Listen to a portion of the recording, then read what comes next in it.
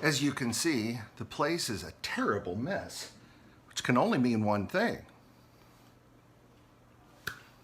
I built something. Check this out.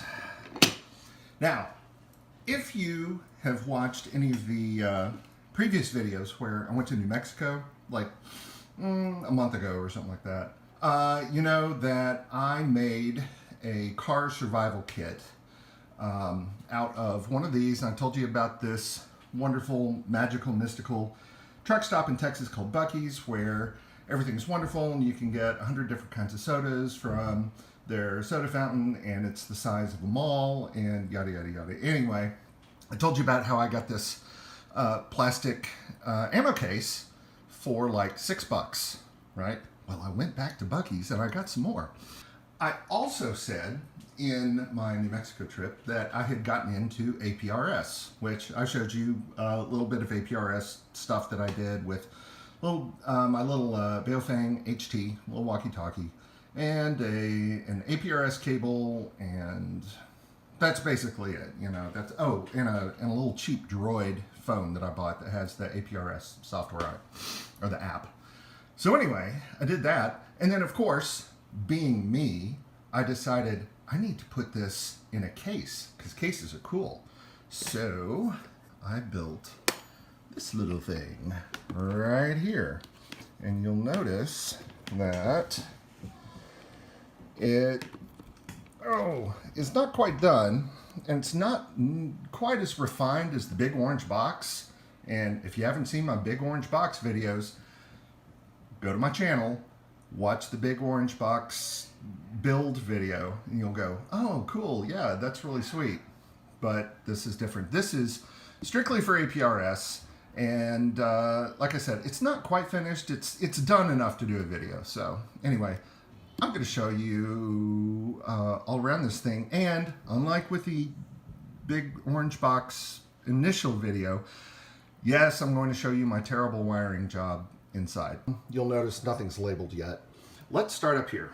All right, so when you open this case up, it's got this on the end of the lid, and that's where I will screw my antenna in. And I put a little rubber grommet that you use in like plumbing valves, like sinks, sink handles and stuff like that.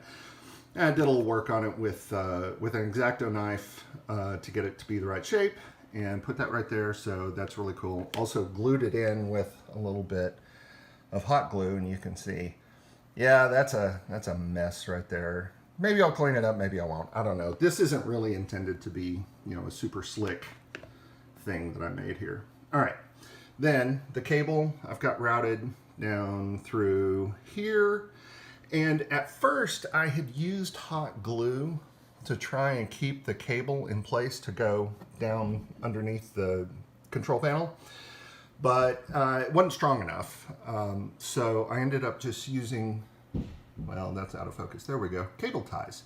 So I put one there, and I put another one right there to kind of get it to behave.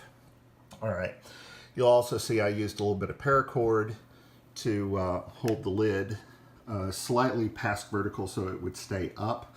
And I'll show you what I'm going to do with that here in a little bit. And this is just a piece of wood. Actually, this is scrap wood from the Big Orange Box project. When I thought I was going to use wood for the control panel, ended up using something different. But I still had some of this wood left, so I just cut it out. And as you can tell, I'm not really a stickler for details just yet. I still need to sand some of that out. You can see, you know, I was out of sandpaper, so I thought, I'll just paint it anyway without sanding it. I don't care. This was like a quick little 3-day project. I had some time off work, so it's a little piece of Velcro. I'll tell you about that in a minute. Oh, and you may be wondering, how did I attach this? I just put a screw there, and there's one under there as well. And you may be thinking to yourself, oh no, it's not waterproof. Yeah, you know what? This is a $6 case. it wasn't waterproof really to begin with. It's water resistant, so if it's closed and it rains, yeah, everything inside's probably going to be fine, right? If this thing falls into a lake, yeah, I'm screwed. But I know that, I understand it. So unlike with the Big Orange Box project, where I was really concerned about making sure it was airtight and I didn't drill any holes, this one, I don't care. I've got a double pole, double throw switch. And for those of you who don't know what that is, that means that I can turn it on in that direction, and that turns something on. In the middle position where it is right now, it's off. And I can throw it that direction and turn something completely different on and only one of these two devices is on at any time. So what I did, so if I turn that on, then I look over here, hey, cool, I got a little voltmeter. But wait, there's more. Not only is it a voltmeter, it's also a place to plug in 5-volt accessories with USB. So that's kind of cool. And when you close it, it's got a hole cut out in the lid so I can still see the voltmeter. Well, voltage must be getting supplied from somewhere, right? Yep, there's a battery under there. And, oh, that other switch, that turns on that cute little fan. Now, you may be wondering to yourself, why do you need a fan? There's probably not going to be that much producing heat down in there. Let me tell you something. It's going to hit 106 degrees here in Central Texas today. You'll learn to respect heat. All right, there you go. So, anyway, I will put a fan on pretty much anything. Okay, then I have these banana plug terminals here. Not labeled, but I will eventually label them. But I remember which these are and which these are. So, if I want to charge the battery, then I can put this, that's off, put that in the down position, and now the battery, which is down under here, is directly connected to here. So as long as I put a battery charger on here, the battery will charge. Now I've got a little automatic battery charger, and I made up the cables so that they had banana plugs on them. I put them right there. Now, if I want to power this whole thing from an external 12-volt power source, I plug that in here. So that's what all that's about.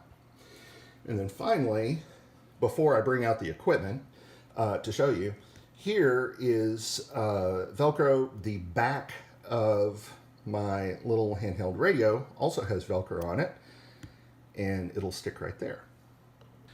And as far as those things I told you I was going to plug in, like my cable management, it's awesome, isn't it? Okay, so I've got the battery charger right here. I love that name, Moroing. It sounds like a spring. Moroing. Anyway, so I plug this in, and the other end is this cable right here, which attaches to the end of this power cable. And that is what plugs into those terminals right there at the top. All right, now, as far as the power supply goes, so I got a little, let's see, 12 volt, 6 amp power supply. This was 12 bucks on Amazon.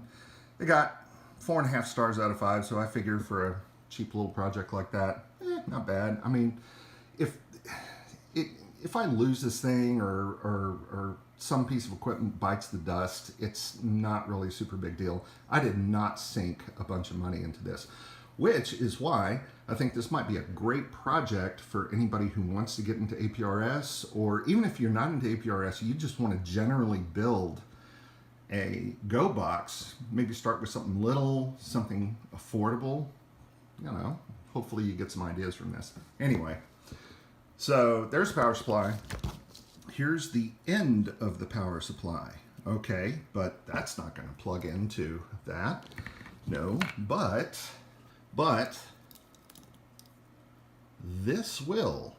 So the cool thing that I did not know when I ordered this power supply is that it came with this tip, which you just put wires into. So I grabbed a couple of wires, put them into my banana plugs, and those will go here. All right. So some of you who have been paying close attention have probably put two and two together in your minds and thought to yourself, wait a minute, you could accidentally have the power supply bumping into with the battery running and connected to load, and the power source, the external power source connected to the load, and the battery's charging. You could overcharge it because the adapter is not a smart charger, et cetera, et cetera, et cetera. Bunch of potential problems. So let me show you what I did about that. This is a little picture that I drew for myself. It's very informal, just so that as I was building this thing, I would remember, oh yeah, okay, this is where that goes, this is where that goes. All right, so up here, you see my mouse? Yes, you can. Okay, we've got the battery, and over here we've got the 12-volt charging input port. You see the little banana plugs right there for charging, okay? And then down here, there's a double pole, double throw switch, and that's that thing that I showed you on the control panel a minute ago. Okay, so these two could be attached. The battery is cut off from the load, which is everything down here.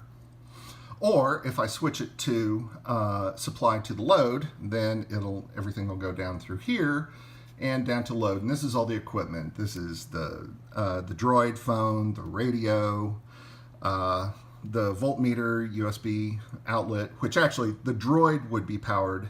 If the battery's getting low, I would just plug the Droid into one of these 5-volt USB outlets. And then there's power for the radio right there, antenna, yada, yada, yada. Okay, but you'll notice there's something between double pole, double throw switch and the 12-volt terminal connectors, which I connect the load to, right? Okay, and that is a relay, a double pole, double throw relay. Now, many of you watching are probably going, okay, I know exactly what that is. So if that's the case, you can fast forward for about 30 seconds because I'm going to explain what that is. All right, a double pole, double throw relay, though you can have single pole, single throw. Any kind of switch you can have as a relay, basically. All right, so I put a relay in there that it works exactly the same way that a manual switch does, but it's automatic. When you apply electricity to a relay, it will switch automatically, all right?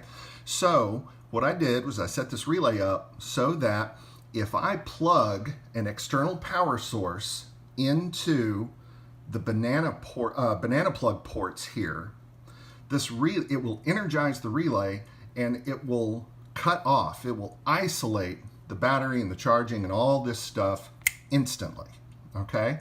So that all this power goes down to power the equipment, but the battery is now cut off. It's no longer connected. So it can either just sit there or it can be charged if I plug in the charging port or the charger into the charging port there. So pretty cool, huh? All right, get this crap out of the way. Can't forget that. Very important. Okay. So under here is the guts, and it's let's see, just kind of in the space that I have down there. There's a lot of empty space. I just haven't directed the wires very well yet. So here's my little Android phone, and it has an app on it called APRS Droid. I think it's $5. You only pay it once. It's not a subscription. And it does everything. All you have to do is supply the radio and a special cable to connect it, which is really awesome. And then also down here, I have cheap Chinese radio, Baofeng UV5R, the standby for cheap ham radio operations. And you'll notice there's no battery attached right now. I'll tell you about that here in a second. Okay, and then, oh, where is it? There we go. battery eliminator. And this is what has the other side of the Velcro on the back of it. Okay, great. So, cut a little notch out for that. Put that down there. And here's how I would set this thing up. So, I would put the battery eliminator on there. Put this on. And, oh, I forgot something. Very important that the phone or the radio be able to attach to an antenna, wouldn't you say? So I actually need to take this off. I'm still getting used to this thing.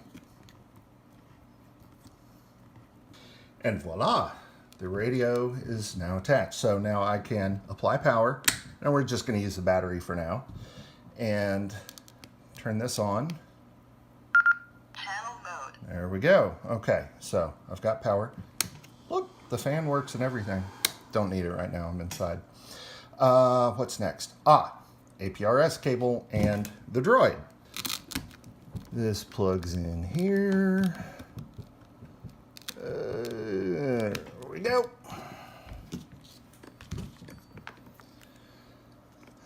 This plugs in here.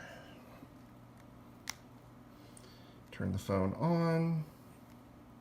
Let that come up.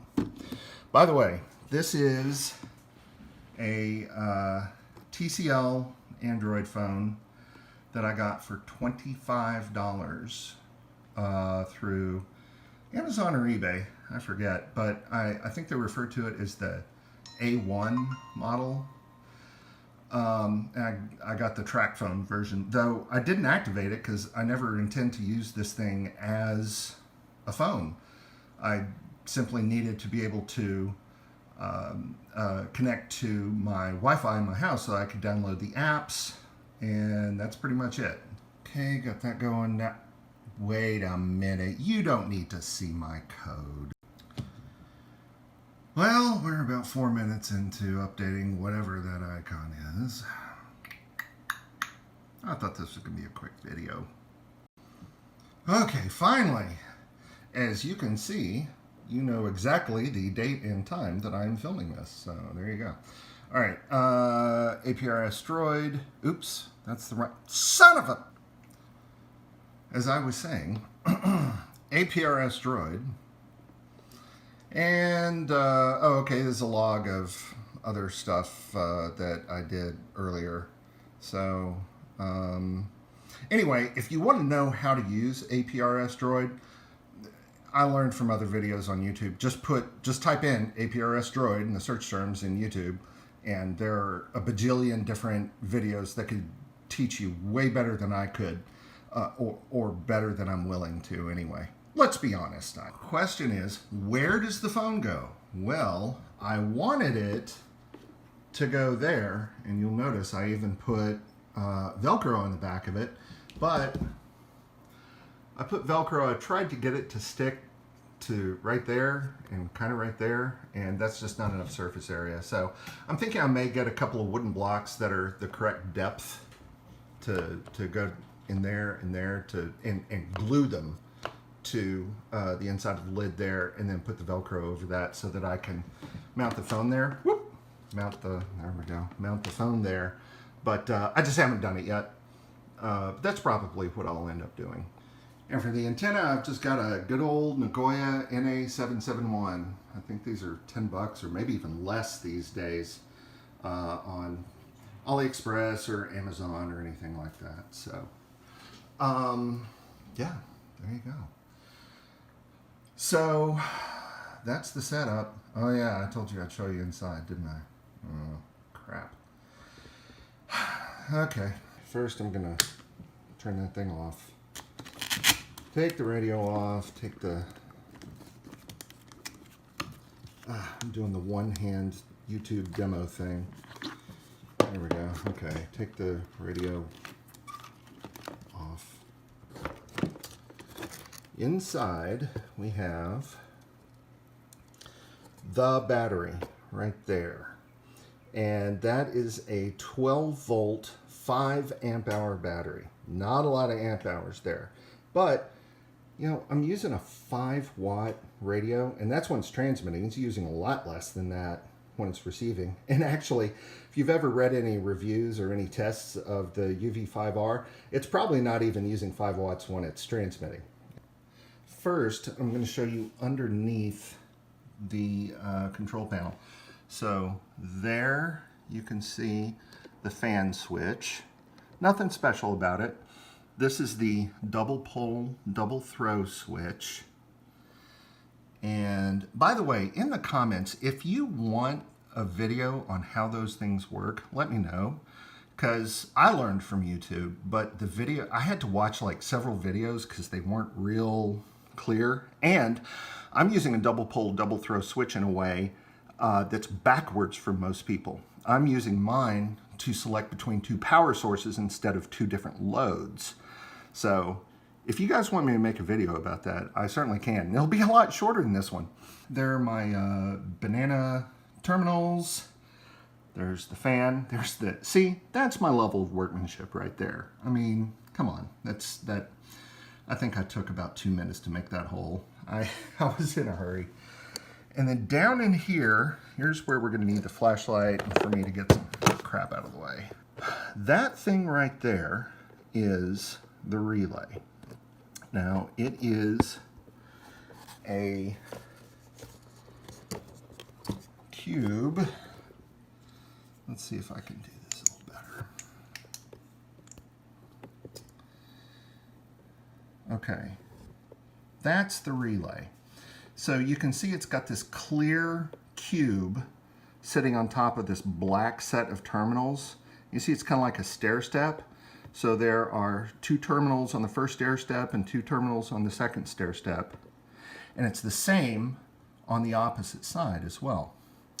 Those match up to little blades on the clear cube. So I didn't have to attach the clear cube, which is the actual relay, to those little stair steps. It's just that it makes things easier, and they sent it with the with the relay, so I decided to use it.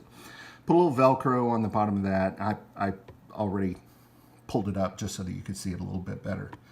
But it's got a diagram on it that tells you which terminals connect to which functions. And again, it's once you understand it, it's really simple to use. Of course, I guess that could be said about anything. Well, once you know it, it's real easy. Duh. And then back here, wow, focus is going to be a real issue. You can see underneath these cables, those red and black cables right there. Yeah, I took up a lot of space and just used a 12-volt power socket to attach to that thing right there, which is my battery eliminator for the radio. Could I have clipped those wires and just tied them directly together? Yeah, sure, I could. I might still, I don't know. So that's what the inside looks like. And of course, here's the wreckage and fallout from building this cute little project over the course of 3 days. So that's what I've been up to the past several days. Took a few vacation days from work to be able to do that, so no, I wasn't playing hooky. You know, with the quarantine going on and working from home, it's hard not to go a little stir crazy. And this is how I stay sane. I bet if you're watching this video, you're probably similar. So you like getting into technical stuff, or you're a ham operator, and maybe you too are just getting into APRS, or maybe you have been into APRS for a long time and you really just want to judge me harshly and leave some nasty comments below. That's fine. I'll let you. I'll delete them, but I'll let you, and just know that I will read them at least once, cry softly, and then hit delete.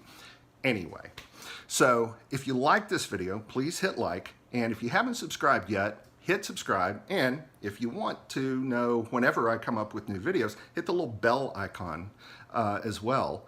And that'll let you know when I come up with some new, inadvisable, crazy, but probably kind of cool project. See you next time.